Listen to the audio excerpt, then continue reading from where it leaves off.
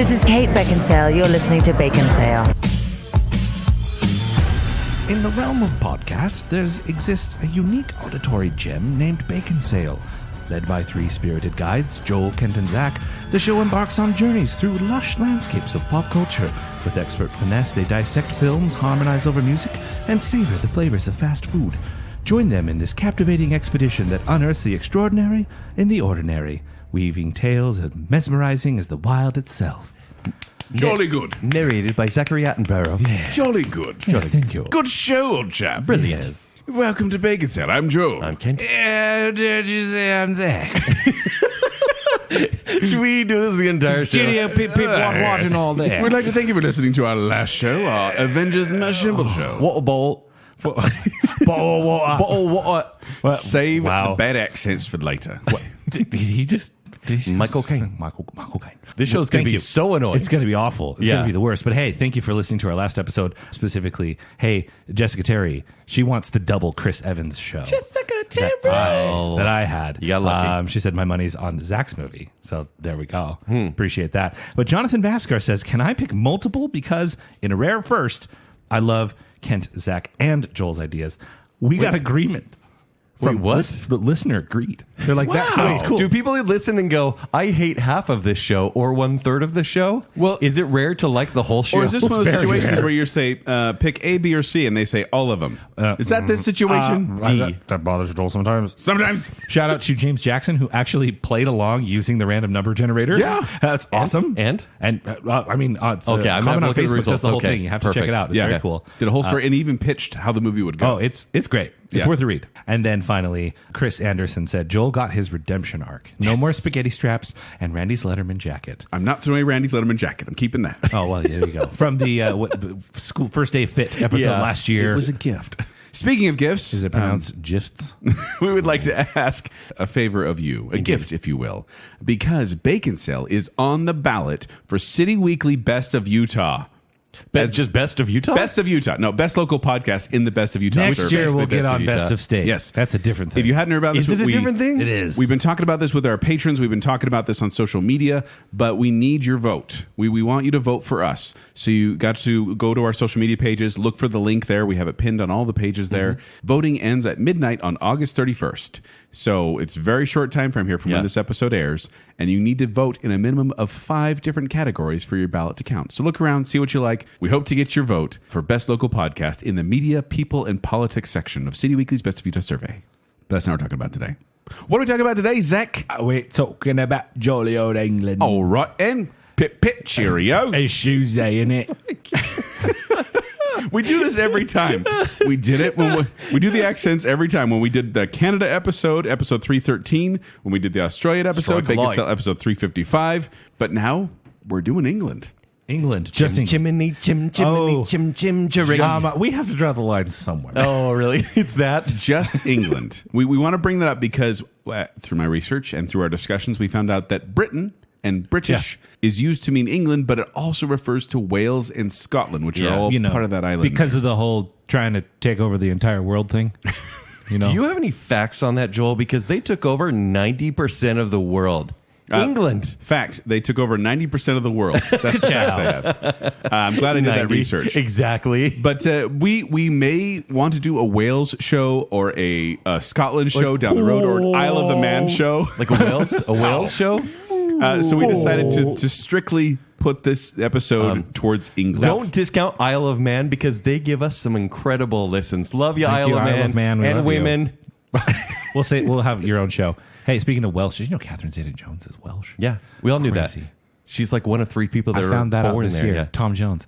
We just did our Wales show. It's done. No, we're at Christian Bale as well. But that's Whale? as Welsh. Now, not all British people. Just to clarify once again, not all British people are English, and England doesn't cover the entirety of Britain. Right. So during this episode, we may slip up at times and say British, but we mean English. Because English sounds weird. English sounds like the language we speak. Sometimes that we speak. Or class. Or what the English Amish muffin. What the Amish call non-Amish people. English. Yeah. By the way, gentlemen, just quick facts here about England. Do you know which state is most approximate to the size of England? Which United Probably States? Ohio. Ohio? I'm going to say No, that's too big. Idaho. The closest one they say is New York State. Oh, that's much which is smaller. Quite small. approximately 47,000 square miles, and England is 50,000 square miles. So a little bigger than that, but that's about the size we're looking at. And yet it has such a big influence on the entire world. Absolutely. Now, in the past, we did the number of categories for Canada show based on the number of provinces, Right. and the number of, in Australia, it was Territories. and states. Yes. England only has 9 regions, and they're not even like really official regions. Like they have Southeast, London, Northwest, East of England, which is weird. It's east of England, but it's in England. West Midlands, Southwest, Yorkshire and Humber, East Midlands and Northeast. 9 regions. Okay. That's it. But 9 regions seemed a little too small for the number of categories that we wanted to do. I mean, today. probably the appropriate size for the amount of time that we want to do this show. Probably but so. too small for a category show. Yeah, so we decided in honor of the 13 colonies that they created in North America, That's not. we're doing 13 categories. That's. Take that, England. What? We do have people. We who love listen you, from though. England. Thank you We for do. listening. We apologize American. for our accent. This is our Boston Tea Party. This We episode. are- This is We are the most American. I'm so sorry. What are we sorry about? now. I'd like to discuss your experiences with England. Do you have any personal experience with England, gentlemen? I've been there. Have you? I have. Tell me about it. Quite a lovely place. Dreary, don't you know? Quite gray. Was it raining the entire time? Not the entire time, but it was raining a lot. I was there for, I don't know, 3 days. Okay. Not that long. Not enough. A lot of museums, a lot of history. It's just strange walking through a place and going, that random building is 3 times older than my entire country. Yeah. When you're looking around, you're like, that's an interesting soot pattern from World War One. Yes. That's just, it's bizarre. So, Yeah. I you can just feel a sense of history there, just walking through. Even though Right. London specifically is quite a modern city. At this Yeah, point. totally. You still feel like a modern kind of layer is over this old thing. Also, one thing, a shout out to the Shakespeare's Globe Theater. That was fun. Went there. That's Saw some Vegas, shows. right? That's where they have the basketball Not lights. the big original. eyeball. Not the original Globe, by the way. The original one burned down. It did. It's very close to Yeah. where the original Yes. one was. But It's still old. Yeah, I think it's a very nice place. However, what I found funny is even though English is the predominant language spoken because it's England, I would always take like 2 or 3 sentences to figure out what the heck anyone was saying. Oh, okay. Yeah, it's interesting. Because it was just 3 days. You didn't have enough No. time to get ingrained yet. And I tried so hard to not mimic accents. Like that's It's impossible for me. I'm a social sponge. Like I want so badly to fit in. Right. Yep. And so I do this mimic thing, and my wife calls me on it all the time. don't where mean to. I start mimicking people's accents, not even consciously, but all of a sudden she's like, "You're slipping into a southern accent." I'm like, "Sorry, Yeah. sorry, darling." I went in the summer of 2017, and for whatever reason, a bunch of people asked me who I voted for. So it was it was kind of okay. awkward. Yeah. Yeah. Yeah, and when I went there, very similar, Zach. I was enthralled with the how old everything was. Like I kept on wanting to I love we that. walked to a castle, and I'd want to just touch the wall. Can like, you? Yeah, I mean some castles, yes, obviously. It's, Like the isolated ones out in the no, country, like right? you're walking through old stones all the time, and you like kind of put your hand on the wall, or I love that. touching the cobblestone. Like I just wanted to get this tactile sensation. lived in. because it looks so Hollywood that I have to kind of convince myself it's real. Like I've seen You so many realize you movies. walked through the Harry Potter museum, right? Oh, I know. So that is Hollywood. And I did go to the Harry Potter Yeah, Museum in London, or just outside of London, and it was fantastic. But like Hollywood props and all that, you see all these Mm-hmm. fake things. So just being able to touch it, I was like, this is real. And so it was that little extra That's thing. so cool. It's just one of those weird things. But I was drinking it all in. I was loving it because it was so much things I'd seen on TV, things I'd seen in movies, Mm-hmm. things I've heard about in music. London Bridge, which is not actually, a lot of people get the London Bridge confused with another bridge. But that's Sure. yeah. But I had so much fun there. Saw shows at the West End. I saw Phantom of the Opera and Her Majesty Theatre. Yeah. I absolutely loved my time in London and wanted to go back. I want to go back so much and see more. We did go around to some areas, like I went and saw Stonehenge from a distance. And From a distance. and then we went to Bath as well, and Bath. It's very beautiful. So we saw kind of the outer area too, but I want to go back and explore more because there's so much to see there. Really, and it is just fascinating. And I loved listening to people speak. Sure, it was just fun to be like, that's a real English accent. Really good museums. I went to the Victoria and Albert Museum. That's great. So the Imperial War Museum is very interesting. Tower of London is fascinating. Tower of London's fascinating. I also found it interesting. I'd heard that this was the thing, but like I was there on a weekday and the work day was over, and sure enough, just a bunch of people are standing outside pubs just having a drink. It's just a social thing. Yeah. And they had these little, like, these long, skinny bars, where people just set their drink outside and inside the pub, and they were just like, having a drink. And I was like, I guess I'll go get a meat pie. I hate you guys. It was awesome. Oh, it's awesome, Kent. I'm such a poser. I have based a large, I'm going to say 42% of my personality off of English things, whether it's music, TV shows from the 2000s, just their humor. I love everything about it, but I've never made the effort to go. You really should. And well, I'll say this though. The one thing that was like intimidating about my whole time there was the driving. Oh, sure. I didn't have to drive. Yeah, I like driving on the we did the left. tunnel as well. We did the tube as well, and then we did buses. I tried like basically every method of transportation. Well, is it because you're on the left and it's busy over there? Well, so that's just it. So my father-in-law did most of the driving. I didn't have to do it, thank goodness. But they were actually living over there at the time. They lived right around from Abbey Road. It was fantastic. Awesome. We could walk right over there. But when I pictured driving on the left side of the road, I pictured like driving on the freeway, like I-15 on the left side of the road. No. Oh, it's fine. I'm just on the left. It's just switched. I pictured wide open roads like we have here in Utah. It's like these crammed little roads that were not meant to hold cars. And you're driving left, but then there's like 20,000 people driving left around you. Yeah. And then you have to turn. It's so backwards and it was so bizarre. Like in New York, I thought was the most intimidating place to drive. But now London is I never want to drive there. Yeah, it's not just about being on the left. It's the traffic pattern is just so foreign. And it's also just even looking, like when you're looking for a car, you look.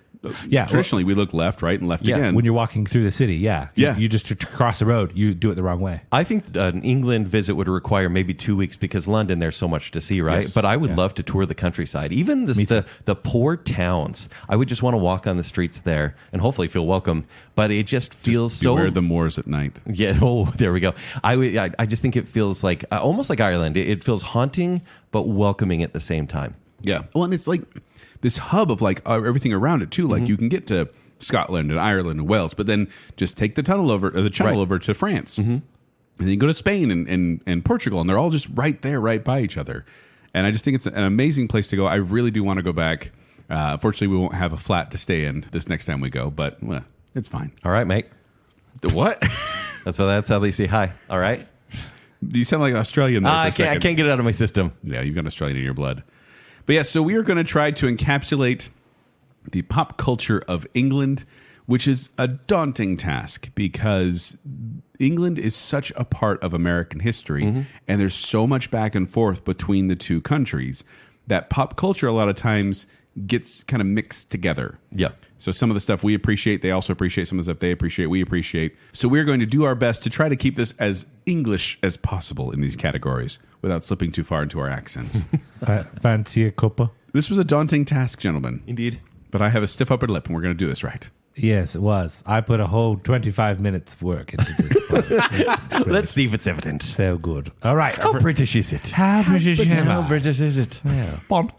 That random skit Come on, stuck around. has gotten more attention That from this nobody knows podcast. what it No one is. knows what it is. It's from the podcast Super Ego. It's great. It's one of my favorites. All right. Our first category is best chocolate / candy. Because their chocolate, I don't think candy, but their chocolate is second to maybe Switzerland, right? I mean, is Switzerland the best chocolate out there? Well, they're getting it from like Switzerland and places like that too. Probably. In France. Like, Yeah. Some of it isn't strictly English But chocolate. we talked about this a little bit in the Australian show because a lot of the same manufacturers are just part of the Commonwealth. Even Canada, they have better chocolate than we do because Wow, it's very we're doing a lot of Commonwealth right. episodes. Oh, I mean, we should mix it up a little bit. That's the rest of the world. That sounds white. So, anyways, Joel. Well, I'm going to go out there and say when we tiered our candy back in the day, our Halloween candies and even Easter candies maybe brought up. Sure. I'm not a fan of Whoppers. I don't really like Whoppers that much. I don't like the taste. They're of them. gross. They kind of hurt my tongue after a while too. But Joel, why are Maltesers so much better than Whoppers? Maltesers. Did you put that too? I did. Oh man, they're so good. Why are they so much better? Ken, you didn't too, did you? I've never tried a Malteser. Okay. So a Malteser is exactly like a Whopper. Gross. Like just chocolate enrobed. Enrobed? Enrobed malt balls. Oh, ladies. Manufactured by Mars Incorporated beginning in 1936. It's a spheroid malted milk center surrounded by milk chocolate or enrobed. They were originally described as energy balls and aimed at slimming women. Yeah, they said because it has Glad less. they changed the name. They say The Maltesers? Maltesers. They said the As milk Robio center style. is 1/7 as fattening as the ordinary chocolate centers, which is why they said it was they beneficial still taste for weight good? loss. Oh, it's a Whopper, but the That chocolate. means nothing to me, Joel. It's less hard. well, and than a it's Whopper. better taste. The chocolate is better, and the malt ball in the middle is better. Like I crave Okay. these. If you had them back to back, the Malteser is a lot shinier of a chocolate. And again, you bite into it. I feel like Whoppers are a lot crunchier. I think the texture here is a little bit closer to crispy M&M. Okay. Great. Yeah. Not the flavor, but like it's just a little bit airier. Well, and they were in January 2017. They started selling these in the United States, which would have been awesome. But as of November 2022, they are no longer sold here. And I don't know why. But at that English restaurant we went to a while back that had the TARDIS in it, Yes. they had the whole section there, the store in the back where you can buy British candy. I grabbed a bag of those on the way out because I was like, I need this. Were And they it was- English? Yes. Okay. And they were tasty. And were they $17? It was a little pricey. Yeah. Where was I? Oh, It was a work thing. playing songs on my guitar. All right. Is this what you do? Okay. Well, I cheated. I just went Cadbury. Anything Cadbury. okay. Cadbury. And I'm going to go down the list. Like I think that the godfather of the Cadbury world is the dairy milk bar. It's just basically like picture a caramello here, but there's no caramel. It's just straight chocolate. But you got those like the little Yes. plateaus there. Yes. But also, if you want to add caramel, they have dairy milk caramel, which is so smooth and delicious. And I've had a lot of this stuff in Australia, like the Curly Whirly bar, which Yeah, there's was the little DNA helix of chocolate and caramel. Yeah. And then there's a candy bar that's similar to Snickers, but it's maybe better. It's called the Star Bar. It's delicious. And just chocolate is so good there. But the other candy, not so much. Smarties there, not good. No, They're I prefer different. our Smarties. Their Smarties are like our Sixlets. Yes. And Yeah. I don't like that. I've never been a fan. They do chocolate better, but we do sugar better. Yeah, America. Sugar. I think we talked about it on the Canada show, but shout out to Aero bars. Yes. Any sort of honeycomb or the aerated chocolate. honeycomb bars are Yeah. really good. Are Aero bars English? Yes. Okay. But I couldn't think we remember did that. talk- Joel, that's where they came we did talk from. about- that's right. And then they colonized Canada.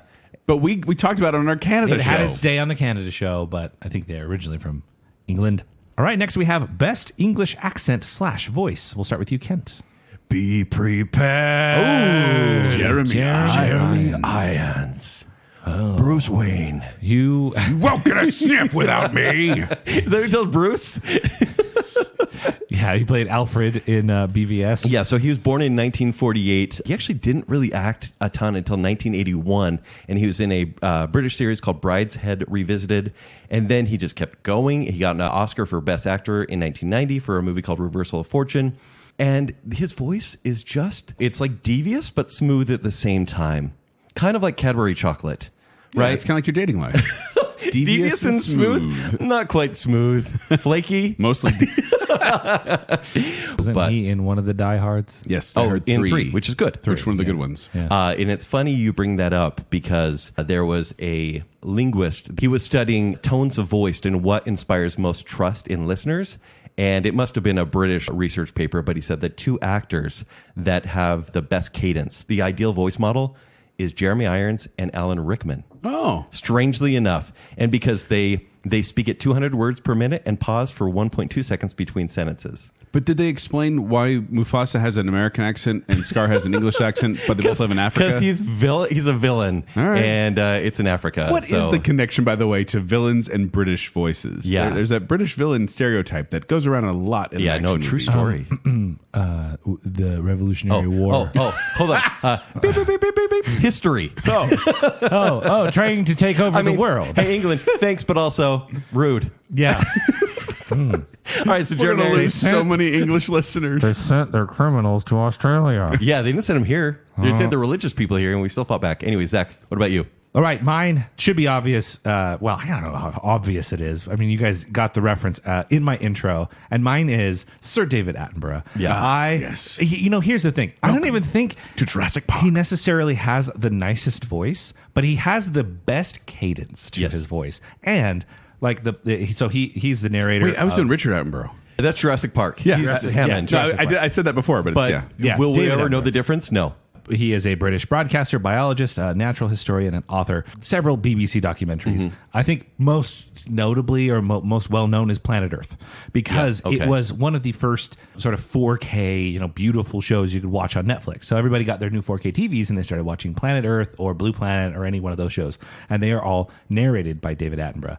And again, he's an older guy. He was born in 1926, and he doesn't have like this strong British voice. He doesn't have this super smooth British voice. Very much authoritative yet But soft. Yes, it's like I don't know what it is, but I want to listen to you. It sounds like he's there watching the animals and trying not to disturb them. Yeah. Like he's actually narrating, or he's as sitting getting right the there footage. behind you on the couch, whispering in your ear. And it's white noise. You're like, I could fall asleep to this. And it's not even like cheesy. Like people go crocodile hunter on it. Like, oh, look at the natural crocodile and its habitat. It's just sort of this like reverent but kind of interested and curious sort of voice, and I just love listening to it. He makes those shows so much better to me. I like watching nature documentaries, and sometimes the narrator makes or breaks it, and he makes every single one. He's so good. Love Sir David Attenborough.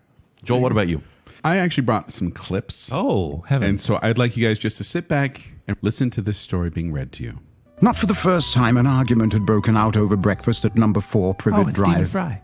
No, it's the Mr. other one. Vernon Dursley had been woken in the early hours of the morning by a loud hooting noise from his nephew Harry's room. Now, this is a personal preference for you on a number of reasons. Whooshed back to This is- many a year ago. Yes, this is Jim Dale. He read the entire Harry Potter book series, which I listened to on CD back in the day as we were driving. And it was one of those where he does all the voices there, and he does a fantastic job. In fact, he voiced 134 characters for Harry Potter and the Order of the Phoenix, followed by 146 voices for the Harry Potter and the Deathly Hallows in 2007, which was a world record at the time. And it's all convincing? He doesn't forget? No, he keeps them all straight, but some of them definitely are kind of like, ooh, that's a choice. Okay. Is Voldemort's How's this Luna Lovegood? But not bad. It's kind Okay. of dreamlike and Spacey, ethereal. Harry, Okay. yeah. But his record was broken by another man in 2004 who recorded Game of Thrones, because there's many characters in that. Cheaters. But also, this is another personal preference for me because he's the narrator for Pushing Daisies. Yeah. Oh, And yes, so yes. every time I hear him speak, I just want to hear him say, the facts with these, because it makes me so happy. And he's such a warm narrator on Pushing Daisies. You just love him. He was a pop singer back in the 50s, Jim Dale was. And he wrote songs for other groups as well. He's known as an actor. And then some of you listener out there may know him as the evil doctor in Pete's Dragon. Every little piece. He's Dr. Money all the time. But he is Dr. Terminus. He is that villainous doctor, snake oil salesman that is trying to It's pick funny, apart it's not Elliot. the smoothest voice, but it has a charm to it. It is. And it's that warm and charm, the way he narrates, and there's these fluctuations in his voice that I just appreciate so much. Stephen Fry, by the way, I was listening to a comparison between the two. And I get why people like Stephen Fry as a narrator too, because he's got a fantastic voice also. He does well, but it's whatever version you started with is the one you like more. Yeah. But you're not wrong either way. Yeah. There are a couple of subtle differences because Jim Dale is reading the British version. Yeah. It's, it's the Philosopher's Stone. Yes. And there's a few things here and there that are minor differences. Both are good, but I do find Jim Dale better. I than do Stephen enjoy Fry. him a great deal. I'd like to also give it an honorable mention because she almost made it to Dame Helen Mirren. Something about the way she speaks absolutely. is just like it's that school mistress thing where you're like, I will pay attention to you. Yes, yes, ma'am. And it's not even like a stern voice. It's just that, I don't want to. No, I feel like I'm in trouble all the time, and I don't hate it. yeah. whenever Helen Mirren speaks, Absolutely. you felt really guilty during like Red. Yeah, Red retired in definitely. Extreme Changes. Are we just give honorable mentions or thing? Dame Judi Dench. Ooh, Dame another Judi good Dench choice. is great. Okay. Oh, come on. Okay. Come along, Bond. That's what I was gonna say. That's his M. Now we have the best film set in modern England. It's like not old-timey England. Yes. Yeah, so like what you kind of picture England to be, although you guys have been there, so whatever. Yeah, it's fine. Hey, Modern England, being like not Robin Hood times and not Yeah. Victorian times. 'Cause There- tons of movies set during that time. so many. But there's a right answer here. Because there's no film finer than Paddington 2. Yes. Honorable mention, Not Paddington even 2. Paddington 1. You're going Actually, I put Paddington and Paddington 2. Paddington 2 is slightly better. Is slightly better, but it's close, right? Paddington, a young Peruvian bear, travels to London in search of a home. Finding himself lost and alone at Paddington Station, he meets the kindly Brown family who offer him a temporary haven. I hate that you're including this because we have not been very kind to CG animal movies, right? But why we does this all work? love Paddington. Paddington is so Everyone at this So table well. loves Paddington. We love it. We've It's so mentioned good. that before. Like the first Paddington is so good and it's so charming. However, it is the plot of Elf, which bugs me a little bit. Sure. Paddington 2 is like, hey, you know that cute bear that you like so much? Like, what if he went to jail though? And why does it work so well? It's so good. And it has the most beautiful and creative sort of visual sequences. It's almost like it's an action scene, but it's just playing out in whether it's like, it looks like papercraft, or it's they're creating when they create the sort of tea room at the prison. It's just the visuals are so creative. The color in scheme as Paddington well. 2. Yeah. I really enjoy the color scheme on that. And yes, you do get to see a lot of England and London in that movie. It's quite enjoyable. And speaking of good voices, Ben Whishaw as Paddington is remarkably charming. He's so good. And Do British people just need to whisper in order to be conceived as good guys? yes. They whisper when they're good guys. Jeremy Irons just raises his voice. Yeah. Ugh, Yeah. Gross. There's also a Paddington series that Ben Whishaw does the voice for as well. Really? It's animated. Who would very have good. thunk that Paddington would have been good? Right? Yeah. It's so boring as a concept. I didn't I've really seen like the books as the a kid. old, like the 80s Yeah. Paddington show. It's Horrible. fine. It's whatever. So boring.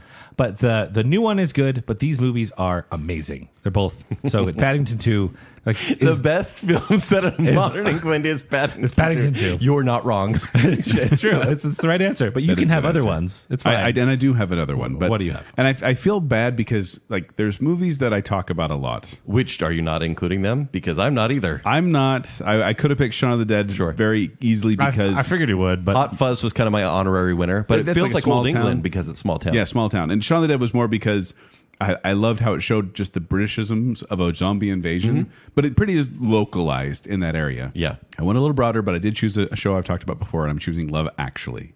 I thought you might. Because Love Actually, if you don't know it, set in 2003, directed by Richard Curtis, follows the lives of 8 very different couples and dealing with their love lives in various loosely interrelated tales, all set during a frantic month before Christmas in London, England.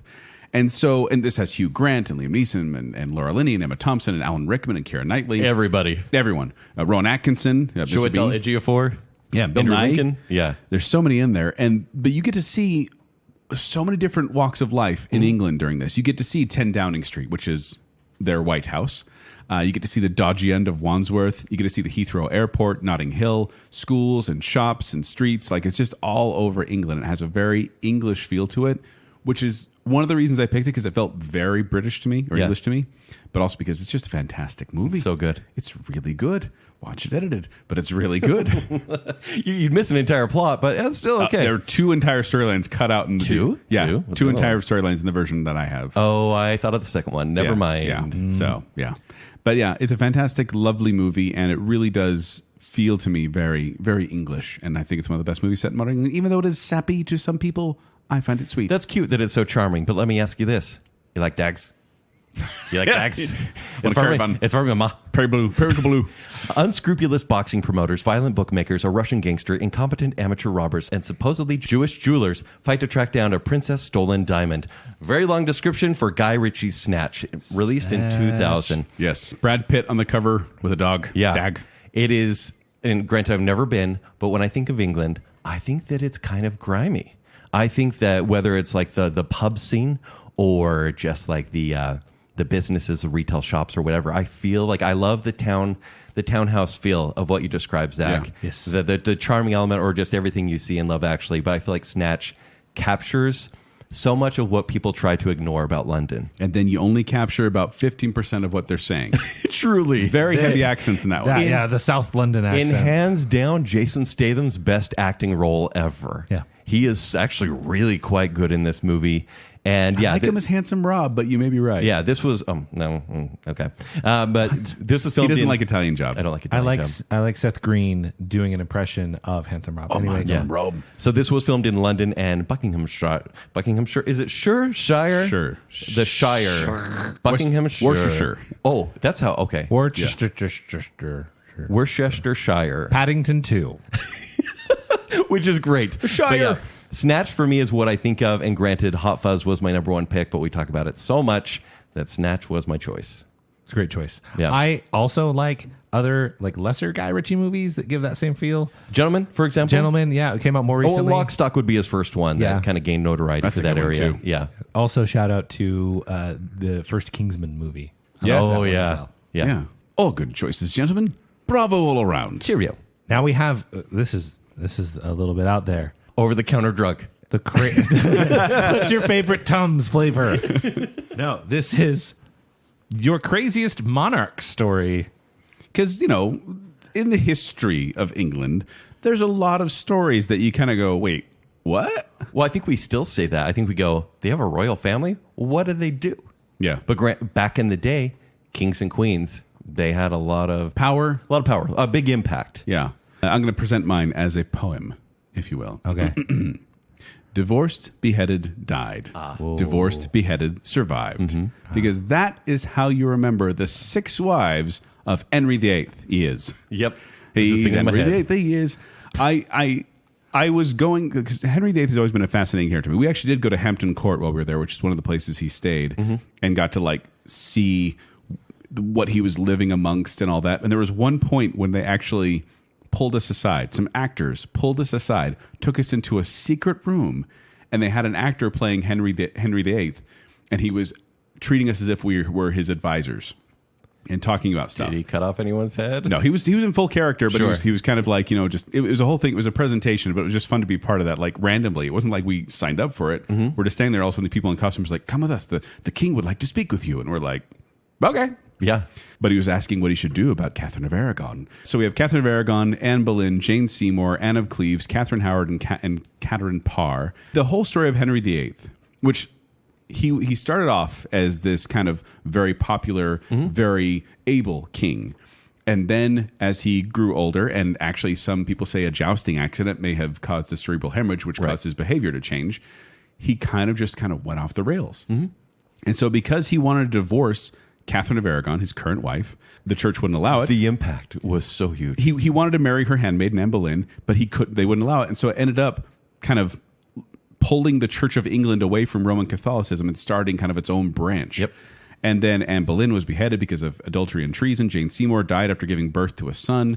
Anne of Cleves, they divorced after 6 months. And then Catherine Howard was charged with treason against the king as well. He just kept going through this. There was a bit of a curse that followed him in a way because he wanted a male heir so badly. So badly. And if you get a chance, I highly recommend watching Oversimplified as a YouTube channel. Fairly family friendly, but it's Oversimplified, the story of Henry VIII. On the other end, The Tudors, which is not family friendly, it does a very good dramatized version of it, Yes. of events, definitely fictional in a lot of ways. Yeah. But it kind of goes more into his wives and what they had to deal with and stuff. So Yeah. it's very cool. Yeah, but this is kind of Henry Cavill. Yeah, this is kind of an overarching. Henry VIII just fascinates me, and all these stories I hear about him are crazy. But the Oversimplified, I think it's 20 minutes. It's Cool. a cartoon. It's pretty humorous as well. But if you want to know more about Henry VIII, watch that video, and you'll just do the same thing I did the whole time and go, "What?" Yeah. So Henry VIII, he is. I thought the story of 2 brothers was very interesting. It's the story of John and Richard. And John, Robin Hood's John. Yeah. And then we have Richard Lionheart. Yeah. So they were brothers, and you had Richard, who was king for 6 months, but the people loved him. They loved him, and he's like, I'm going off to war. I'm going to go fight in the Crusades. I'm going to do my thing. John is like, I'll take over. And John is actually named Bad King John. What a horrible, your brother is Lionheart. Yeah. And then your nickname is Bad King John. I bet he could beat a grasshopper, though. He didn't actually. He could have. That's actually how he died. No. Actually, it was dysentery. That's not fact. It could be. But John was actually, he was really unpopular because he raised taxes, but a lot of those taxes went to the battles that Richard was fighting. Richard was actually held captive in Austria in 1192, and John, over in England, tried to negotiate an extension on the imprisonment. He's like, oh, you want us to pay you money to release him? I'll pay you more to keep him. Messed up. Isn't man. that crazy? And then John was being elsewhere quite a bit. If you remember us talking about that, he was really unpopular that way. And then he disregarded the Pope's nomination for the Archbishop and was excommunicated in 1209. He also lost a ton of land in Western France. And so much that the people kind of had to bring the Magna Carta to this in 1215, almost against his wishes. Meanwhile, you have Richard, who is just this brave ruler, but just needed to be elsewhere all the time. Not elsewhere that way, but needed to be across other countries and fighting in the Crusades. And I actually reached out to Kyler because Kyler knows a lot about history. I'm like, tell me about crazy stuff in England's history.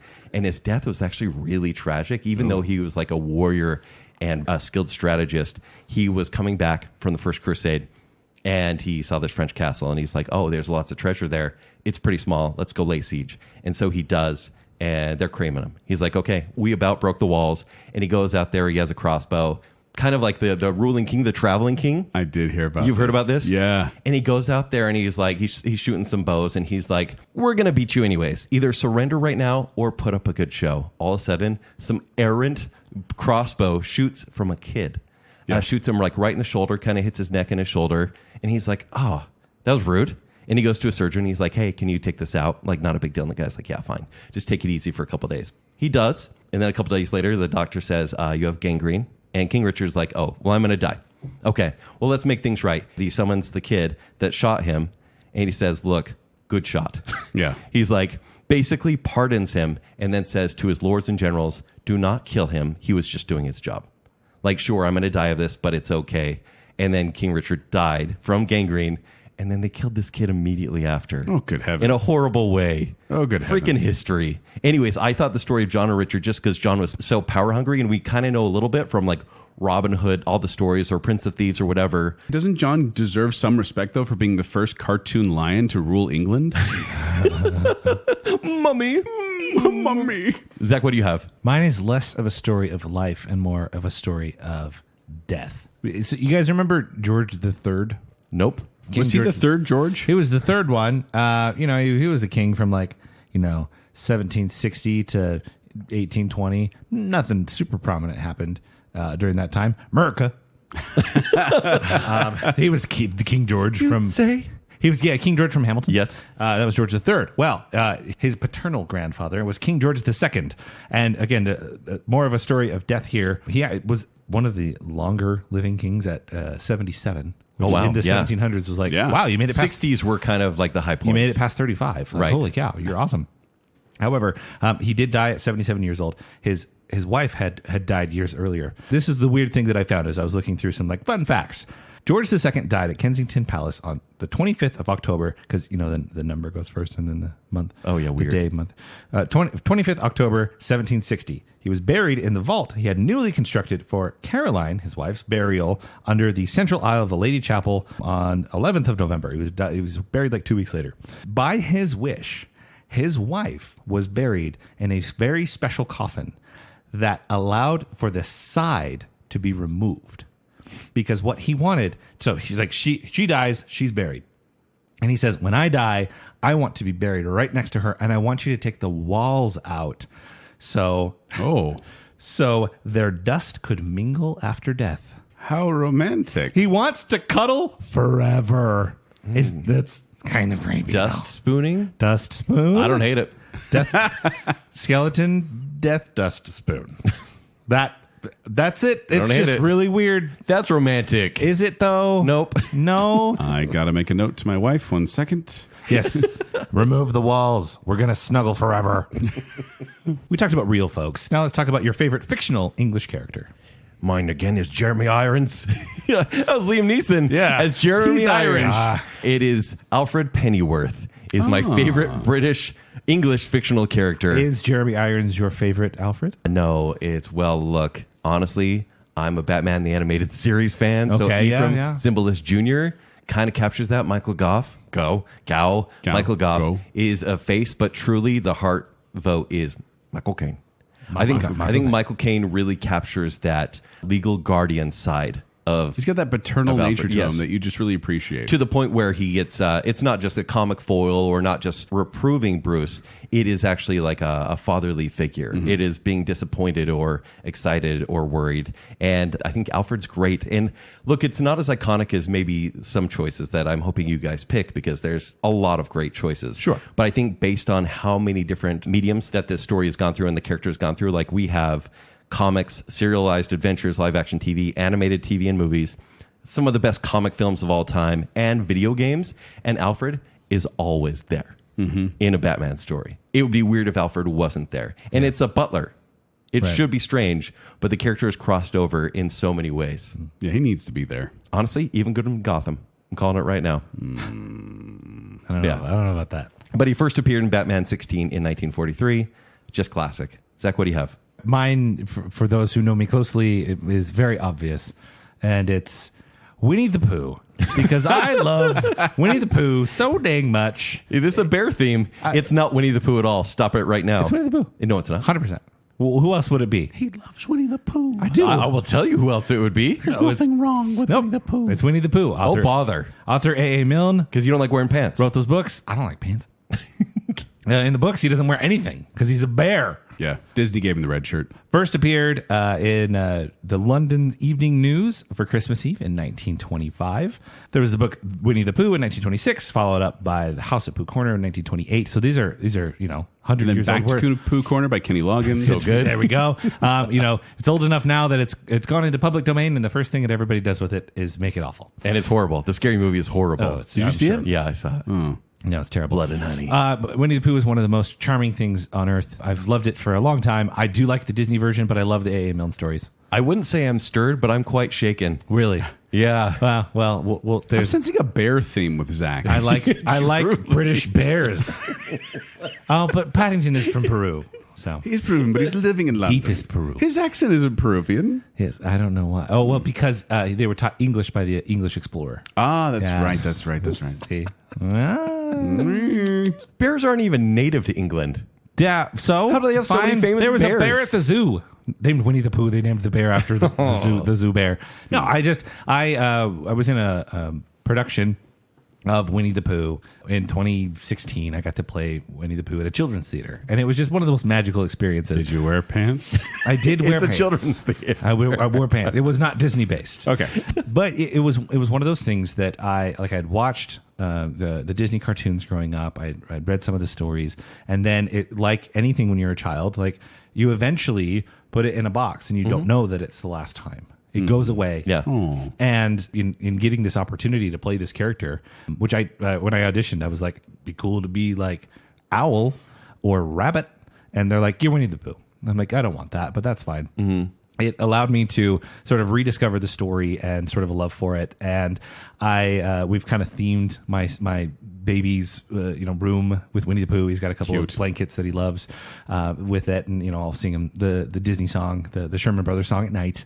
And it is just so magical, so fun, and it will always be my favorite children's story, Winnie the Pooh. Good choice. My turn? Yeah. There we go. Point of order. What? He's Scottish.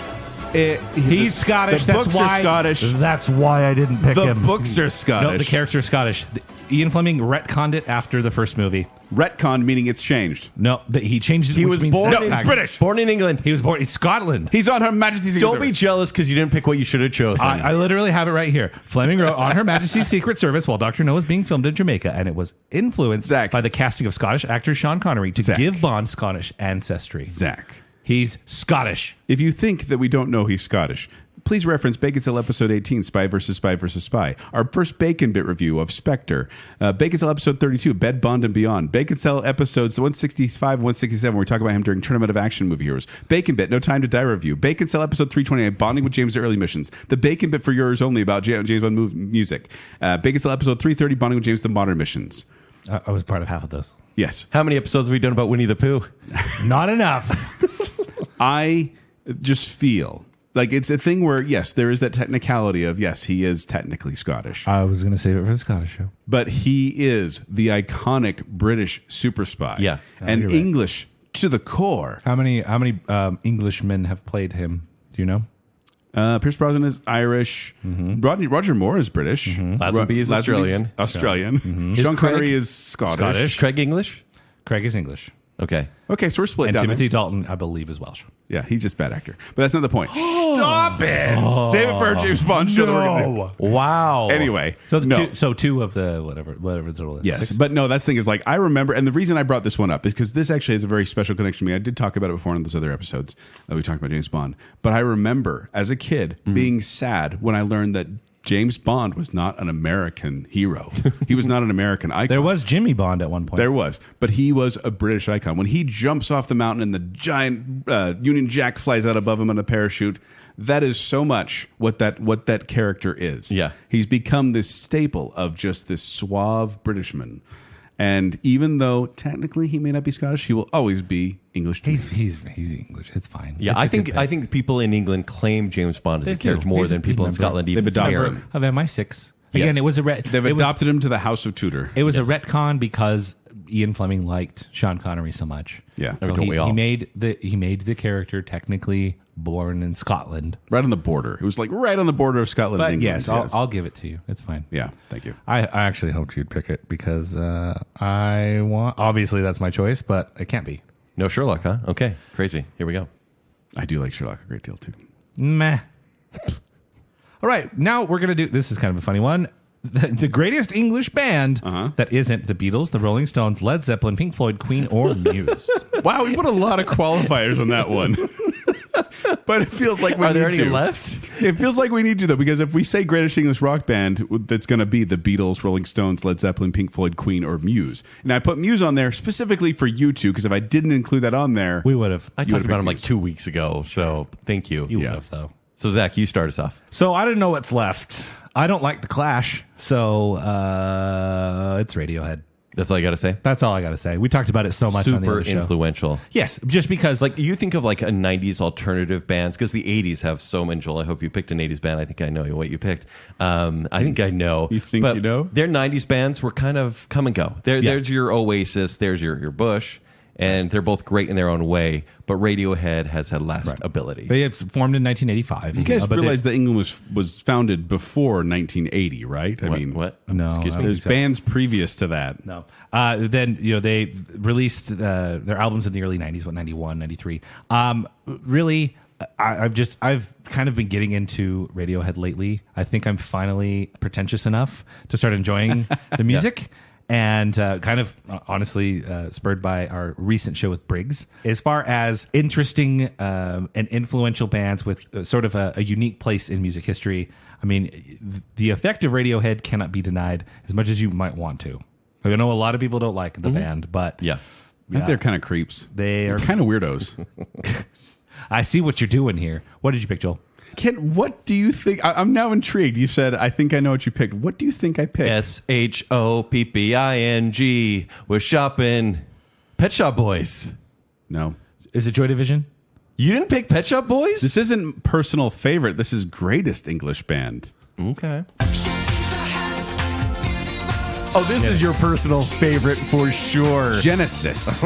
Literally being the beginning, gave us Phil Collins, gave us Peter Gabriel. This is a long existing and commercially successful band, and primarily consisting of Tony Banks, Mike Rutherford, and Phil Collins. Peter Gabriel was in there before. He left earlier on. They've sold between 100 million and 150 million albums. They are one of the world's best-selling musical artists. They have won numerous awards. They've inspired many, many bands that came after them. They were inducted to the Hall of Fame. Are they the avatar of the music world? What does that mean? Like The people most have popular forgot about band that them? nobody knows about. No, everyone knows them. Like you hear the songs, you're like, oh, Invisible Do Touch. they? That's all. Invisible never Touch, talk about it. Throwing it all away, Into Deep, Land of Confusion, Tonight, Tonight, Tonight, No Son of Mine, I Can't Dance. These are songs do I not know by a sight. single song you just said. But if you played heard them, if sure. you heard it, you'd be like, oh, adult contemporary. Just like if I was watching Avatar, I'd be like, oh, the blue people. They were like, well, and so that's the weird thing. Well, not the weird thing. The interesting thing about Genesis. I honestly think we could do an entire show about Genesis. I know you want to. Stop it. I want to. No. But they were originally this prog rock band back in the 70s Yeah. and kind of very experimental. And then as they shifted in who was in the band and who left and who came in, and as Phil Collins took the role from drummer to lead singer and drummer, it became more of an adult contemporary kind of rock band. And I just think that Genesis has this amazing presence that people don't really realize how big it is. And also I think people a lot of times confuse what is solo work versus what is Genesis. True, yeah. That happens to me all the time. But I think Genesis is a fantastic band, one of my favorite bands, and I will. They're a good recommend band and it. they're quite fun. But Ken, I absolutely know, like that was one of the ones on there was obviously Pet Shop Boys. Pet Shop Boys. Mine is this Bowie to Bowie. Bowie. David Bowie. Born 1947, died 2016, sadly. Regarded as one of the most influential musicians of the 20th You didn't century. pick Erasure? because I talked about Erasure like a couple weeks ago. I That's the hate how only- we have to keep that's- discounting things because we just it's talk about not. It's them. not that we've retired these people. I just don't want to overdo it. I get it. Yeah, but I because- thought you were doing the Pet Shop because, Boys layup so you could do the Erasure slam dunk. I know. Wait. Is it like a Stockton to Malone? Exactly. Pet Shop Boys passing you to listen to Erasure? Little Pet Shop Boys, listen to Erasure, you're happy. So, but David Bowie is kind of not a favorite, but it is a greatest. He's born in Brixton, London. He started playing shows at age 15, told his parents at 16 that he's going to be a pop star, and he was. He changed not just British music, but music altogether. The varying styles he went through, I think it allowed people to kind of get used to an artist evolving, and he totally did. He has 26 studio albums, 28 Hot 100 songs here in the U.S., with 2 of them hitting #1. And just to kind of go through the songs, there's Fame, Let's Dance, Changes, which a lot of people know from Shrek. And Sure, appeal to Zack. Yeah, Under Pressure, Space Oddity, and Starman. The older I get, the more I like David Bowie. I didn't like him growing up anywhere before 30, and all of a sudden I'm like, I think I like David Bowie a lot. Fun fact, he refused knighthood. They tried to give him knighthood for his contributions to music and presence of British culture. He refused it. Rude. Yeah. But also I- kind of cool and like full of anarchy. I really like the Bowie hits. When he passed away in 2016, I was like many people, I'm like, I'm going to listen to Bowie. Yeah. Did you listen to Ziggy Stardust though? A lot of experimental stuff A in lot there. of weird stuff. The hits are There are some incredible albums, so you should give it a chance. Like, yeah, 26 albums. There's going to be some duds, right. but some great ones. honestly, I went with a weird choice in Radiohead because I thought that one of you would pick The Police. Come on. What's going on? That was actually, I was Are actually they banking English on the or same thing. I always did thought he was Genesis. Irish. I thought Sting was Irish. I don't even like Sting, independent of The Police. No, But The Police are I a absolutely British band. love the Police, and I am a little bummed because I thought one of you guys were going to pick the Police. Oh, no. Which is why I went with Genesis because I was like, well, that's more me. It is. Well, we also collectively pick The Police. Okay? Honorable mention to the Police. Boom. Now let's talk about your hipster English show. Joel? I got another clip for this one. Wow. Can you name this tune? Oh, yes. What is it, Zach? It's the IT show. No, It is IT Crowd. Sorry. Yes, it's the IT Crowd.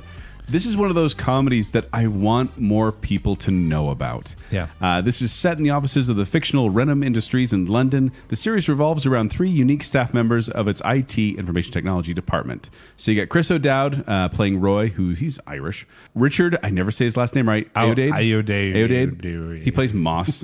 And then you have Catherine Parkinson who plays Jen. Mm-hmm. And this was on in 2006 and it ran for 4 seasons of 6 episodes. Which is a lot for British TV. But it's Yeah. 24 episodes. This is This is such a short little series. this is like a cheeky British Big Bang Theory and better. way better. Yeah. Well, because the thing is, I think it is absolutely hilarious. I will constantly quote the show for no apparent reason, and it's actually relatively clean.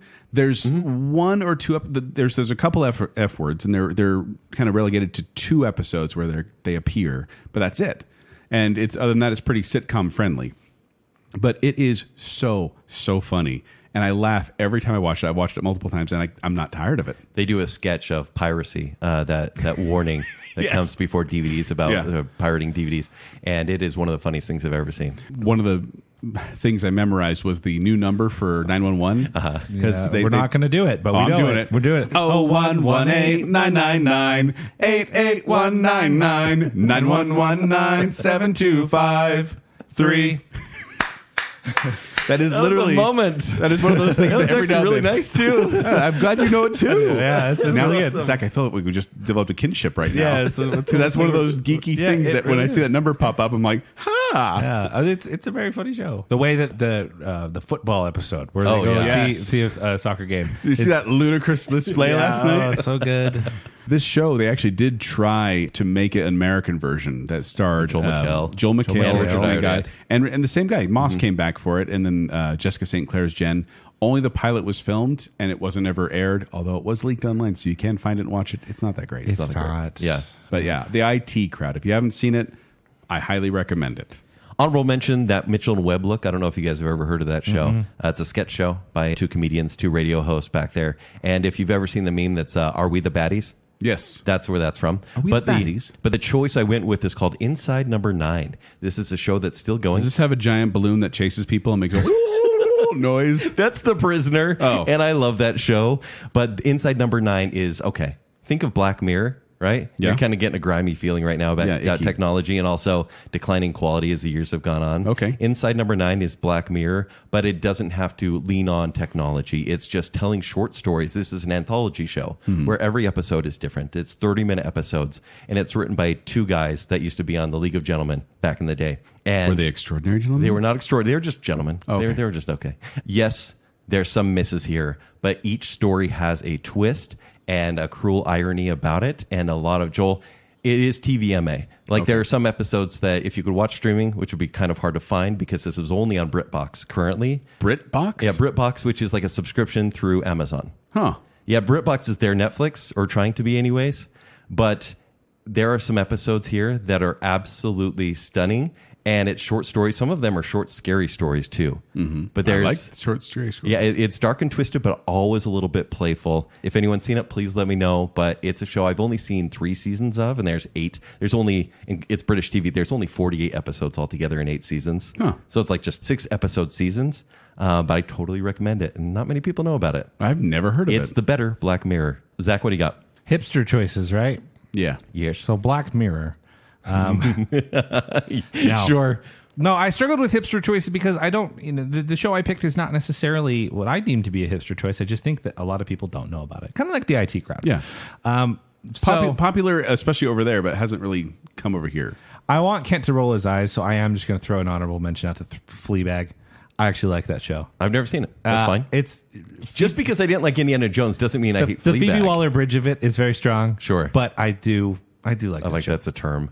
Yeah, it's she kind of bugs me now, but I do like Fleabag. Sure. So shout out to Fleabag. However, my show is involving a bear.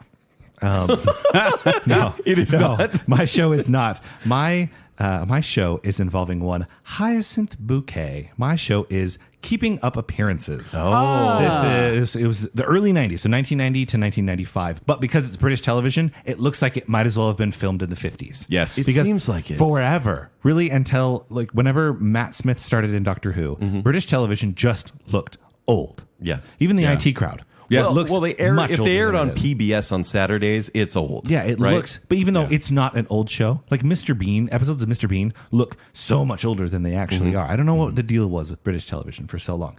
But Keeping Up Appearances, it's a British sitcom about a woman named Hyacinth Bucket. Her name is Bucket, but she insists on everybody pronouncing it Bouquet. And essentially, this is a fish out of water tale, but so often your fish out of water tales are like, oh, look, she's dumb. She doesn't know what's going on. Think about, Wonder Woman or whatever. It's like, oh, she doesn't know our customs. Mm-hmm. It's the other way around. It's this woman who just desperately wants to be fancy. She wants to be seen as proper, and she lives with her family are commoners, right? They're just regular old blue collar people, and she tries desperately to be seen as upper class and gets foiled at every turn by her funny family. This is a show that I watched a lot as a kid, and it's just this. I wonder funny, if it'd be wholesome show. it's seen as offensive now. Possibly, I Right? guess. What isn't? It's I know. it's you could say it's a little classist 'Cause it's or so whatever. dry. The humor is so really, dry. It really is. But the magic of it is Hyacinth, played by Patricia Rutledge. She just does a really great job with the role. Then her husband Richard is just such a do whatever you want, dear, kind of a person. And the dynamic is really funny. And she's a hilarious character. And check out the show if you haven't seen it before. Keeping Up Appearances. Nice. Now we have the most influential television series. Start with you, Kent. The better version of The Office. You can't say that because you haven't watched the American version of The Office. I've seen enough. You haven't watched the American version of The I've Office. seen like 1.5 seasons. I've seen so many GIFs that I've seen The Office, okay? Gifts from whom? So The Office ran from 2001 to 2003. There's only 14 episodes, 2 seasons, which are short seasons, obviously, and then a 2-part Christmas special to wrap up the show. The Office is basically the first season of The American Office is the first season of the British Office. Pretty right? 1-to-1. As far as synopses go. This is created by Ricky Gervais and Stephen Merchant and stars Gervais and Martin Freeman, who plays... You seen Gervais or Gervais? I say Gervais. I think it's Gervais. Gervais. Why am I delaying the Gervais? I don't know. Is he French? It's Ricky Gervais. He's French. David Brent is the boss. He's the Michael Scott. Yes. And then instead of Jim, it's Tim. Instead of Pam, it's Dawn. And so there's the love story, and the two likable characters you root for are Tim and Dawn. It's just so beautiful between them.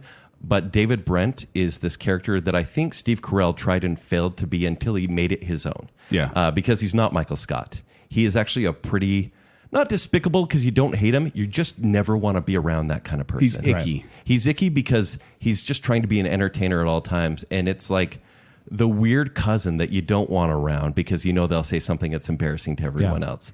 And in that way, he created an amazing character. And even now, this show is seen as one of the best written TV shows ever. And I think it changed sitcoms altogether. True. From that moment on. I mean, a shout out to the guy from Pirates of the Caribbean with the wooden eye. Gareth. The Dwight character. Yeah, the Dwight. he was definitely a different version of Dwight, and they tried it with the pranks because Tim always did that to Gareth. But he was definitely like way more serious and kind of a creeper sort of character. But The Office had 16 different spinoffs or versions in other countries, but it directly affected Parks and Rec, The American Office, obviously, Modern Family, What We Do in the Shadows. And I just think, honestly, sitcoms without a studio audience. Yeah. The mockumentary style was not invented by the UK Office. No. Nor was having like an awkward boss or having workplace comedy, but it melded all these things together to be really accessible and then obviously created something that the American Office that has been influential in its own right. Yeah. Sure. But yeah, still one of the best sitcoms of all time. And I prefer it to the show I haven't seen. You prefer to you haven't seen. Zach, what do you got? The most influential television series? British. English. English, yeah. It's the UK version of The Office. Is it? Absolutely. Okay. Because it spawned the American Office, which, the big thing really is they had, in adapting The Office for American audiences, they couldn't do the David Brent thing. No. Because David Brent is genuinely a jerk. Yes. And Michael Scott at his core is a good guy. He may make a lot of mistakes, he may be ignorant, but he's a good guy, and that had to be the main difference. There is, in British comedy, there's no hope. It is all cynicism, and they're proud of it. Yeah. And it's so much, you see that, but especially in the comedy. And this is a show that it's awkward, and it never recovers the way that the American Office does. Well, one thing that UK television does so well is it doesn't belabor the point. It's almost what streaming shows try to do now, but it tells a story, for example, the Jim and Pam story, and finishes the story, and that's the end of the show. It doesn't go on for 7 more seasons. No. And I think it's so succinct. I much appreciate the way that the show is just like, there could have been more, but why? We're good. Yeah. We finished our story arc. So again, just because of what it spawned, like what you mentioned, the whole new style of doing TV. Again, you don't have Modern Family without The Office. So many of these shows. These ones with the talking heads. Yeah. You cut away. Even though the mockumentary... I mean, Christopher Guest really, and I guess Rob Reiner. Yeah, it became popularized, but with TV, it was not seen as a thing. No, and it was more they got so loose on why they were filming things too. They're like, we're just having this person talk to the camera because not The Office. I'm talking about the shows that came after. Sure, but I do appreciate that. Really, this version of The Office led to the near death, if not total death at this point, of the laugh track, which I don't really care for in TV. The single camera TV show started replacing the multi-camera. Yeah. So I again think it's a very influential TV series. What do you think, Joel? Well, Mr. Matchy and Mr. Matchy, I guess it's my turn to mix things up a bit, and I chose this. Nice. For those of you who don't know, this is the theme song for the UK version of The Office. I thought you were going to pick the UK version of Parks and Rec. Dang it. That's actually called Gardens and Mashers. I have no idea. No idea what I'm saying. No, but coming up next on Gardens and Mashers. Bangers and Mashers. We've talked it to death. I don't like that we all matched on this because I was hoping we get a little more branch out on this. For example, Extras is a Gervais show, a next show after this. It's still great. But I don't know if it's influential as much. Right, you're right. And so I was looking at influential TV series, and this is one came to mind. I kept being like, okay, maybe they'll pick it, maybe they won't. But now we all matched on it. So let's because Doctor Who hasn't really affected anything. Doctor Who is other than being a 60-year-long show. Yeah, it's influenced a lot. I think, just maybe not here in America. I think it's been influenced by a lot, though. True. Yeah, over time, it's like a little cycle. Yeah. All right. Well, we obviously had the right answer there. Apparently. What are we going to have for Royally Overrated? I'll go very quickly. Sorry, Joel. It's the Beatles. We know why. We had an episode about it. I think they're overrated. Zach, They're good, but they're overrated. we retired them. I know. That's why I'm being fast. I'm still in a good mood from that episode. Okay. Joel, he's not Yeah. bringing me Joel, down. what'd you pick? I chose fish and chips. Oh, I'm with you. Because fish and chips, often considered Britain's national dish, is a hot dish Okay. consisted of fried fish and batter served with chips. Is it or the chips French or the fries. fish? No, it's just Because overrated. I like chips. I like thick fries. It's steak fries. Yeah. and they're good, but like having this be like everyone's like, oh, fish and chips, and they're like, you And know, they're super cheap. they're What's like, you know what wrong you with need? them? You put some vinegar on that. Yeah, malt vinegar. Drizzle that all over. Add some salt. Yum. Actually, yum. No. I don't think I like fish and chips, right? I was like, I don't think I like it, but I'm going to give it a shot. I'm going to go to London. I'm going to have some, right? Yeah. That's where it's supposed to be the best. And I can tell you after having it in a really good example in a London pub, I don't like fish and chips. They're not good. Well, what if you take a lemon and you squeeze it all on top of it? How about some Listen, tartar sauce? I'd rather squeeze lemon in my eyes. When I was poor in Australia, that's what we got. Is $2 for a big newspaper wrapping of fish and chips, and sometimes a fried Mars bar, which is actually a Milky Way.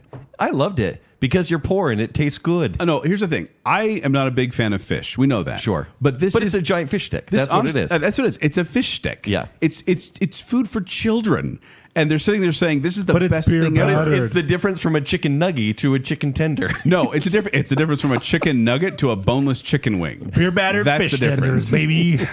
And they serve it all over the place. The first one actually appeared, I think, back in like 1860s when they started doing this. Sure. And there's thousands of them. And this is like... Oh, that's what I was going to say. Charles Dickens, the first mention of chips in the sense of using them as fries was Charles Dickens' A Tale of Two Cities. He says, husky chips of potato fried with some reluctant drops It of oil. feels mean. They're not known for their food in England. They're not. And so to say it's overrated feels a little mean. Well, it's just, no, that's the thing. I'm not saying it's bad. I'm just saying, I'm like, oh, okay, beige food. Thank you for the beige food. Happy to have At this. best. Here, add some beige sauce on the beige food. Some people use ketchup, by the way. John Lennon apparently covered his fish and chips in ketchup, which makes me like He him also married more. Yoko. But yeah, I just think it's overrated when I had it. The full English breakfast was actually pretty tasty, What's with the beans? I like it. but not for breakfast, though. Beans That's a on little toast? weird. I'm okay with beans on toast for breakfast, man. And a tomato early for slice? gas. It's protein. But Protein. Gervais. Get myself some protein. Bias. But yeah, give it a shot. Have your It feels expectations lowered. essential when you go, right? It does. Like you got to try it out. Yeah. And then not really enjoy it? Yeah, Zach's over there why? pouring lemons in his eyes. I hate it. It's just it's Like, hey, you want some cod and potatoes? It's Sure. like it's thinking about flavor. It's just not good. Yeah. Why do people like? Oh, fish and chips are so good, so fresh, It's comfort food, and I get the that. opposite of fresh. it's so frozen, So fried. so fried. You guys stop picking on fish and chips. That's awful. It's not awful. It's just overrated. And then Kent loves it. So we're all represented I like it differently. okay. It's Kent's. He had it at his wedding. He loves it. That's why it didn't work out. Hey, you want to go check out all these museums and burp fish all day? Awesome. Kent, what'd you pick? This is the coldest take of all takes, and this one I didn't take a lot of time. It's Ed Sheeran. Oh. Ed Sheeran is overrated because, duh. I mean, he sold 150 million albums, which is lame. Every once in a while, he puts out a bop, dude. Like what? Everyone. Can you ever remove him? Says the from- guy who just says the Beatles are overrated. Overrated is accurate. He was in the movie Yesterday, which is about Beatles Yeah, music, and he was yeah. the worst part of it. Yeah. And he has some nice songs, but I can't get a picture of Ed Sheeran singing the song out of my head when the song is Just playing. picture Ron Weasley doing it. It makes everything better. Actually, I'd be okay with that. Old Ron Weasley. He's Yeah. good. He's good at the looping thing. That's kind of entertaining to watch him build a No, song. he's talented, but good. he's talented in a way that like 80s singers were talented, where they weren't attractive whatsoever, that they were pretty ugly, but they still put out pop hits. Hey, let That's where ugly he people belongs. make music again. They- we no, had they a Phil just- Collins earlier. Yeah, that's true. Let balding mullets make music, man. Or gingers. Yeah. You don't have to be Here's the thing. beautiful. I'm going to agree with Kent on this only because he's the guy in the corner at a party Yes. playing guitar, And who he's has good. $1 million in his back pocket. Yeah. You're like, why? How'd Yeah. you get that? He's the one standing at the party going, I bet these people don't know I can play guitar. Yeah, Yeah. And he's very talented. Maybe it's I have a talent hate I for bet him. he eats fish and chips all the time. I bet he does. I bet he loves them. That's how he gets his complexion. What? Harsh. No, that's harsh. You guys picked on fish and chips for the longest time. Fish and chips is not a living being. It was. Fish and chips won't listen to this episode, maybe. Next one, I don't even know what this category is. It just says, that's very English, isn't it? It's very English, isn't it? Joel, what does it mean? What even is this? Well, it just seems very English, you know? And I think of things that are English. I obviously think of this. Yeah. You'd honestly think we wouldn't get through a show about England without me mentioning Doctor Who. Of course I'm going to bring up Doctor Who, because we talked about it at length on episode 25, Why Doctor Who? But this is a British science fiction television series broadcast by the BBC since 1963. It's about a Time Lord called the Doctor, who's an alien who appears to be human, and he travels around space and time, usually with an earthly companion. But this is so English, and I'm realizing this now as I watch it with my kids. I started my kids on New Who. Mm-hmm. I don't know where we're going to stop, because eventually I'm going to be like, okay, you can just watch it on your own from here, because I'm not watching it anymore, because it does a little peter out in that way. But the thing's been going for so long around there. Peter Capaldi. Mid Matt Smith, but that's another story. But this is a significant part. Clara. Okay. Let's be honest. Best looking companion. Yeah. Worst companion, but best looking. Yeah. Say it for Probably doesn't eat fish and chips. Our Doctor Who follow-up show, and Zack can be there for it. But this has influenced many British television and film professionals, and it's people in the industry, many of whom grew up watching the series. It's Isn't that so cool? Yeah. Just to be like, they all grew up on this weird, nerdy show, and they became these creatives in the field. And you get that in music, you get that in movies, you get that in TV. It is the longest-running science fiction television series in the world, and the most successful science fiction series of all time. Cool. The TARDIS, the blue police box, has become an icon of British culture. And then, like I said, as I'm watching with my kids, I'm like, wow, this is very England-centric. Like, they're traveling to Cardiff, and they're in London all the time. Mm-hmm. It's constant, and the budget was low. Yeah. But they have all these, they eat fish and chips, and they watch the telly, and they have all these things. And just every time I watch it with my kids now, I'm like, we're getting exposed to British culture. Mm-hmm. So Doctor Who, very English, isn't it? I think tea is the most English thing. That's very English, isn't it? Yeah, tea. High tea? A spot of tea. Tea is gross in any variety. Cuppa? I've had some like herbal teas before. Mm-hmm. And honestly, anytime I see in a show when they're like, oh, fancy a cuppa, I'm like, gross. But at the same time, more than anything in this world, I want to be invited for a spot of tea. Well, because it's doesn't not it just seem about, so soothing? It's not just about the tea. You got little cucumber sandwiches, and which is cakes. Also super weird. Yeah, they're not great. Yeah, but it seems like if you're being invited for a cup of tea, you're going to be able to vent about life, to gossip, or just sit around and talk about the finer things. Mm-hmm. And I think that is so British. And I would love to have tea with Lady Grantham. No, Dowager Countess? What did I say? No, Lady Grantham? Is that who that is? Dowager Countess She Lady would Grantham? judge you the entire time. No, that would be awesome. No, I would wouldn't. love to hear her witty comments about She everyone would be around. insulting you the entire time. The standard English tea is called Builder's Brew. It's just a colloquial term for a strong cup of tea, which is basically a tea bag, water, and a small amount of milk. My bad. Yes, Lady Grantham is Cora Crowley. Dowager Countess is... We've already forgotten what the intention was. I'm just imagining tea with them in my head. Both people who knew that are feeling better that you corrected yourself. Yeah. So, Zach, what's English in it? Very English in it is there are lots of great musicians. Mm-hmm. We've talked about some of them before earlier in this episode. There are lots of great British musicians. Among them is one Adele Laurie Blue Adkins, but otherwise known as Adele. Sure. For me, one of the most British in it things is, first of all, here's Adele's singing voice.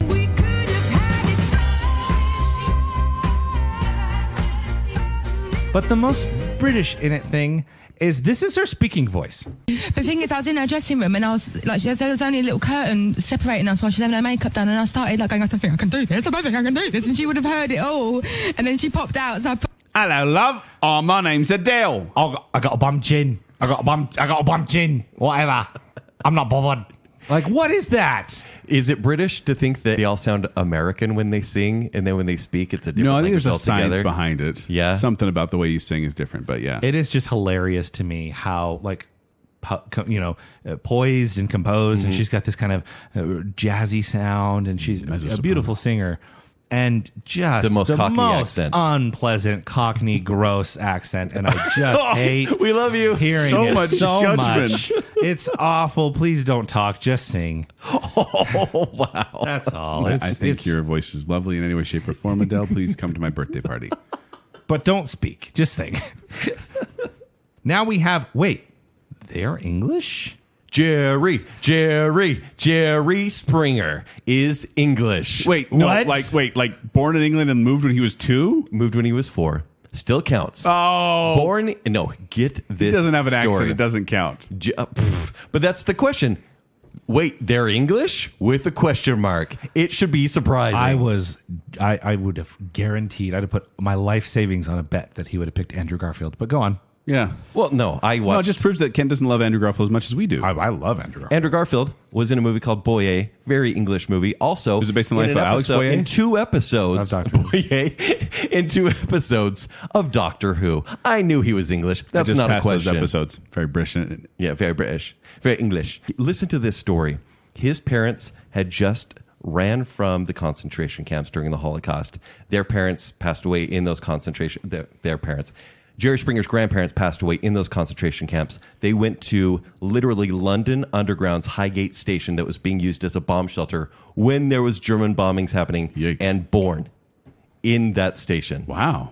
Isn't that crazy? It is. And so then, yes, I don't even think it's a cheat because technically he's English. We've seen him on TV for a couple decades and he seems very American, but apparently he's, he has that history. And yeah, I just never would have thought it. And in my research, I'm like, that's pretty cool. I had no idea. That's actually surprising. Let me surprised. But he doesn't have an accent. He doesn't need an accent. That's the point. Well, in that vein, Joel, I was looking through a list of British celebrities, and I basically stopped when I was surprised. And of course, he does have an accent. My choice is a man who, keeping on theme for me, is from Paddington, London, England. It's Mr. Alfred Molina. Yeah. Yeah. Alfred Molina is very British. Throw me the gun. Very Throw you the whip. English. He was in Raiders of the Lost Ark, Spider-Man 2, Frida, Magnolia, and most importantly, he was Snidely Whiplash in the Brendan Fraser movie Dudley Do-Right. What about Chocolat? I think he's a multifaceted actor, but you kind of look at him and you're like, oh, you're probably, Latino. Right, you're probably from Mexico, maybe Spain, you're from South whatever, America, yeah. Spain. I mean, his parents were both immigrants, Spanish and Italian. Okay, immigrants. that makes sense. And so, his look makes sense. He was voted as having the best eyebrows at one point in his life. He still has that title. When I was watching just interviews with him, promoting his movies and stuff, and I'm shocked every time when that accent comes out. I'm like, And he what? still has the accent. Yes, he does. Okay. It's not really strong. It's nowhere near as bad as Adele's, but but it is definitely a surprise to me every time. Alfred Molina, Great pick. from Paddington, London. Yeah. For me, the first time I noticed an accent and I was surprised by it was when I was watching House. And I see Dr. House sitting there talking like this the entire time. This accent, by the way, a Dr. House accent is banned in my house. My wife does not allow it because when I talk like House, I tend to talk like House and I'm a little bit rude. So she told me to stop doing that. But then I found out that Hugh Laurie, who plays Dr. House on House, is like full-blown English, like a British celebrity. He's And I had basically no idea. their Bryan Cranston. Yeah. Because he's been a bit of Fry and Laurie. That's Like a he good was a comparison. comedian. A bit of Fry and Laurie is great. Yes. Yes. I mean, he was in Fry and Laurie. That's the comedy group with Stephen Fry and Hugh Laurie. He was in Jeeves and Wooster, which was another comedic thing. He was in Blackadder, which is a very British thing. So he had this whole successful career in England before he ever made it over here to America. And then from 2004 to 2012, he was Dr. Gregory House on the Fox medical drama House. Super convincing. And he's this gruff, grumpy old doctor who knows a thing or two about medicine. Joel, insult us like House would. I'd rather not. My wife may be listening. The funny thing about it is when he auditioned for the role, the executive producer was so unaware that he was British and so convinced by who he was. He said, this is the kind of compelling American actor we need on our show. This is who we're looking for. What? And then Hugh Laurie kept the accent in between takes in House, too. He kind of kept that character going. But then you hear him as like the voice of the Dr. Ant, Dr. Bug guy in Monsters vs. Aliens. Oh, right. Yeah. And to me, that's what he normally probably sounds like. That very upper British kind of way of talking. But Hugh Laurie, surprising to me. I don't know if it's as surprising to people now because House has been off the air for like a decade now. It's crazy. But Yeah. that was one of the big moments of like, wait, they're English in my life. And I think a lot of Fry and Laurie clips have come up on social media. Afterwards. Yeah. Right. Yes. Post House. Yeah. By the way, he was getting $700,000 an episode by the end of the series. Awesome. It's more than I make in a month. That's like 70 pounds. I don't know the I don't know what it. Yeah. Conversion rate. I don't even They're in know. euros. What is, anyway. what is that in yen? I don't know. Now we'd like to declare our independence from this. Tell us, Zach. Football, soccer, you can have it. I don't want it. Whoa. Send it back. I've been to Real Salt Lake games with you. You can have them. You know, we had a good run. We'd let them try here, but really, let's let England have that. No, we got football that has way more concussions. Like we're doing fine in that area. We've got baseball.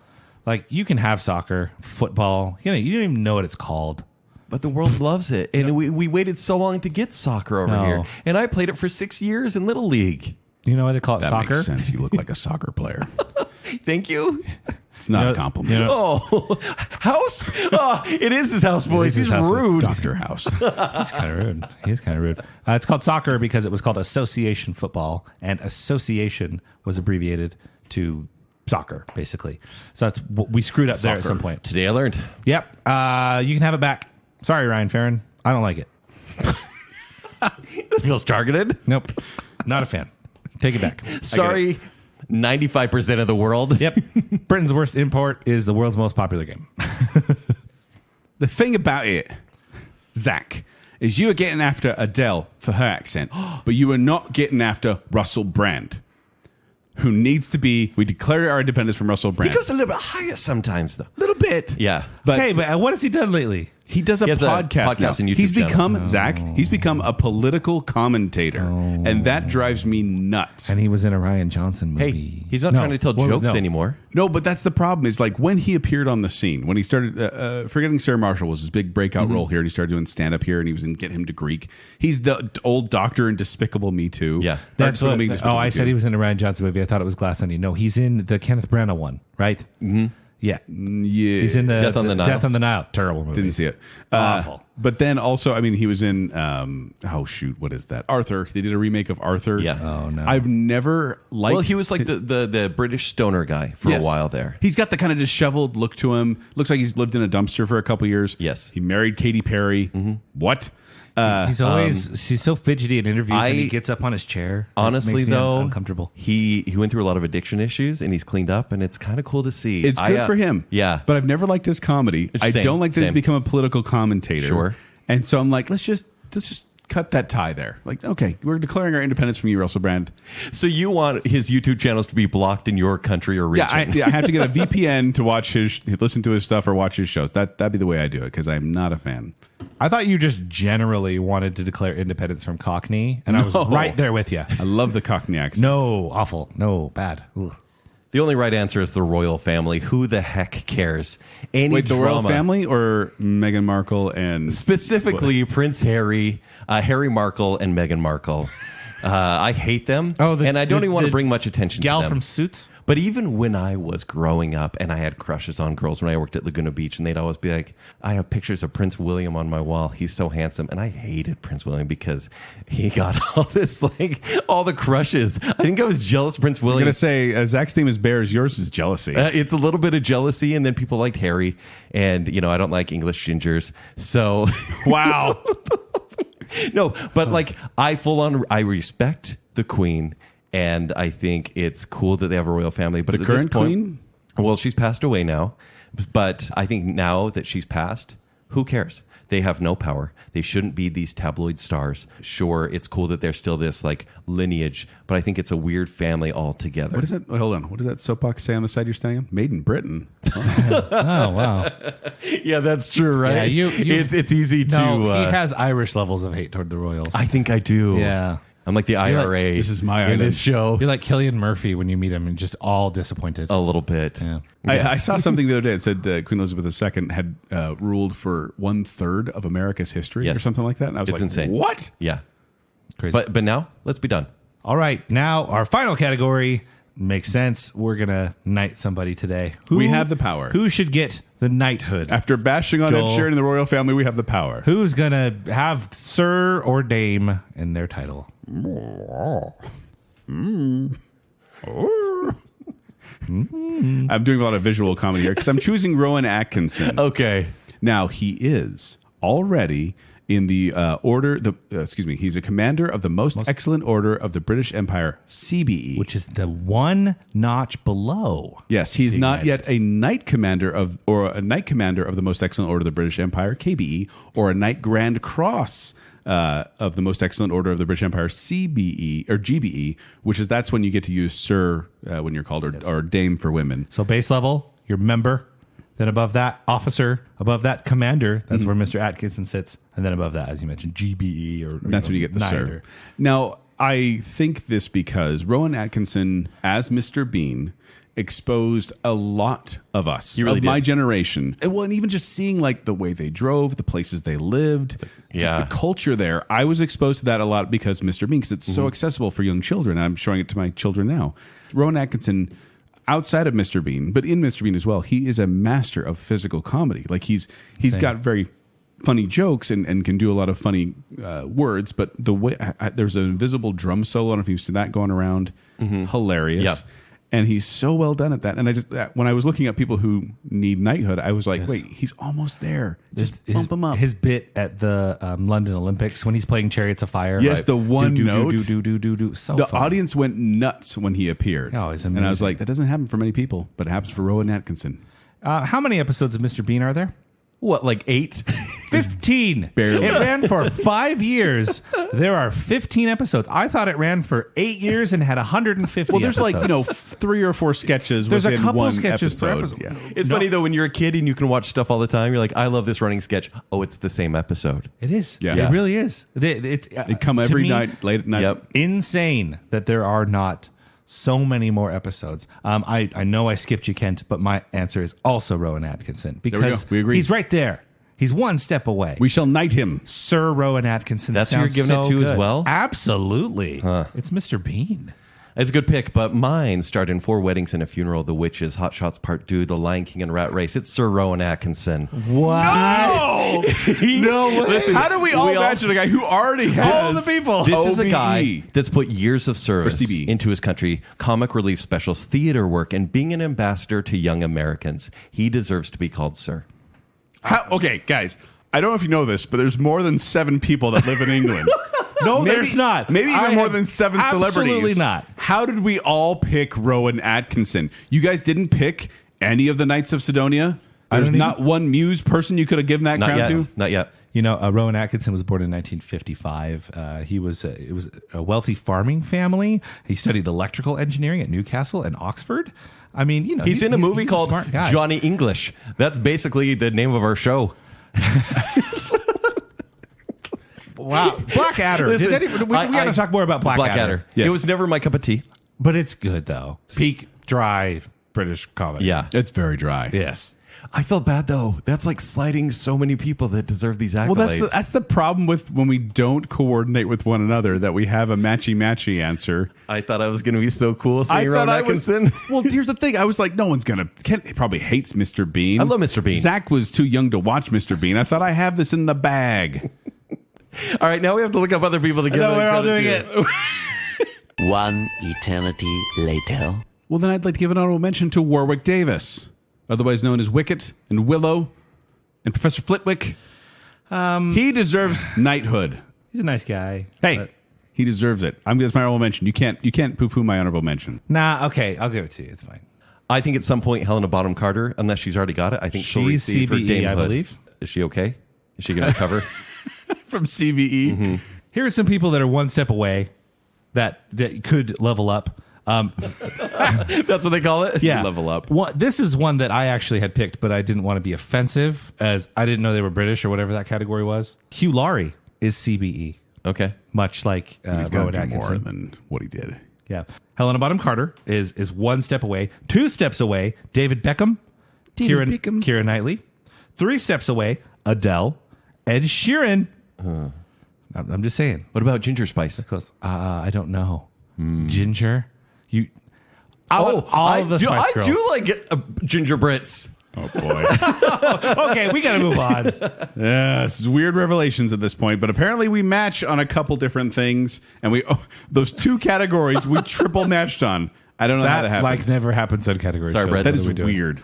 But we want to know if you agree. We want you to play along with these categories. You probably have some knowledge of England and its pop culture. You may not have realized it until this episode, but we want to hear from you on Instagram, on Twitter, on Facebook. Let us know your English picks and how English they are. Before we go, we want to thank some patrons in a couple of special categories, including the I Am Listener tier, which is Briggs is Hot, Angela Plotz, Casey Cummings, Juice the Cooler King Swallow, Andrew's Doing a Big Jump, Sir and Madam Hicks, Jennifer Kilkowski, Taylor Sanderson, Rocky and Steph, Adam and Rachel Crump, Ryan and Marley, Dave Kelly, Lady Terry A. Finley, and Scott Sprague. Then we have our Bacon Council, which includes Debbie Foster, Glo Clendaniel, our favorite couple, the Madsons, Johnny English, the Brick, Star Wars expert Kyler, Her Royal Highness Jessica Terry, Stephen, everyone's favorite Ross, the one, the only Chris Anderson, Nicole Deke Hale, and Beaker. Thank you, patrons. You are the fish to our chips. But We don't like them. With But ketchup good. smothered all over it. No, you guys are great. underrated. So much vinegar. But if you want to find me, you can find me at 76Joel on Twitter. You can find me performing with Quickwits. They perform at the Midvale Performing Arts Center. For more details, go to qwcomedy.com or go to the Quickwits Facebook page. You can find me at Twitter and Instagram at Kenny3DD. You can read my movie reviews at ShowtimeShowdown.com. If you'd like to connect with me, you can do so on Twitter /X or Instagram at Tumbling Mustard. But more importantly, make sure you're following Baconsale. Please like that Facebook page and visit at Baconsale on Twitter and Instagram. While you're doing that, visit tpublic.com/Baconsale where you can get yourself some merch. You know, your closet could use another Baconsale shirt or hoodie or something. You know it. Or your body. That's true.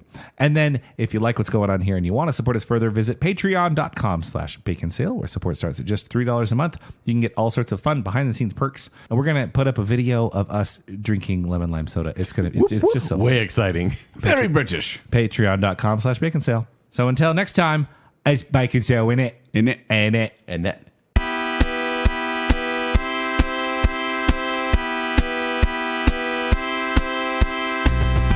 Love you, Thank Isle you, of Isle Man, of Man. We and love you. women. Take that, England. What? Carbonation. They do chocolate better, but we do sugar better. Yeah, America. America. Sugar. It's kind of like your dating life. Devious and smooth. Not quite smooth. Flaky. Beep, beep, beep, beep, beep, beep. History. Oh, trying to take over the world. Hey, England, thanks, but also rude. That's one of my You choices. psychic? That's one of my choices. When did Zack get to be psychic? Zachary, are you psychic? How psychic are you? How are you? Read my mind. Come along. Yes. What gravy am I thinking of right now? You're the cucumbers, the images. I feel like I'm in trouble all the time, and I don't hate it. Everyone at this So table well. loves Paddington. Hey, you know that cute bear that you like so much? Like, what if he went to jail, though? How was your flight? Good. Jigsaw. Did you put her name in the cup of fire? Nothing super prominent happened during that time. America. How romantic. He wants to cuddle forever. Remove the walls. We're gonna snuggle forever. I'm sensing a bear theme with Zach. I like British bears. But I thought you were doing the Pet Shop Boys layup so you could do the Erasure Slam Dunk. My show is involving a bear. That's actually called Gardens and Mashers. Okay, beige food. Thank you for the beige food. Happy to have At this. best. Here, add some beige sauce on the beige food. And I get The that. opposite of fresh. So frozen. So fried. So fried. You guys stop picking on fish and chips. Let That's where ugly he people belongs. make music again. Fish and chips is not a living being. And I played it for 6 years in Little League. You know why they call it That soccer? makes sense. You look like a soccer player. Thank you. It's not a compliment. You know, Oh, house.